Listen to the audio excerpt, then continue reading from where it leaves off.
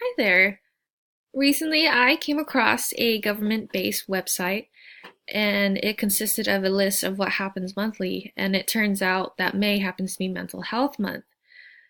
Now, there was a resource provided. It was a link, www.mentalhealthamerica.net, and that is a good resource as to what happens in the month of May. Now, Mental Health Month started in the year 1949, and that encouraged people to understand that more, because what had happened is that whenever people heard mental health, they thought that was something taboo, that it was the most horrible thing ever. But really, mental health is to encourage people to understand how they can go about it in a better way that will be beneficial to each individual. Now, Mental Health America originated when a man himself had dealt with the issue of mental health. And when he was placed in an institute, it was not the best experience for him. So that is why he himself had set up that website later on in life.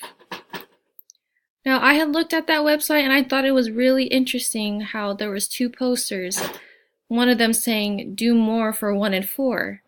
Now, what that means is that 25% of the people affected with mental health situations is that, if they have that issue, it's encouraged for them to get help so that they can prosper later in life.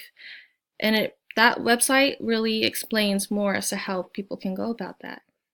Now, with mental health issues, it consists of ADD, ADHD, whether a person is nervous or they worry, tendencies where they don't feel comfortable.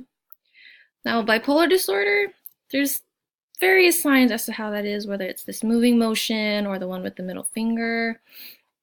There's also depression that is inclusive to that, or if a person's lousy. Many people have that problem, and again, you don't have to feel ashamed if you're involved with that situation. If it impacts you in your life, you could go see someone, and that's perfectly fine.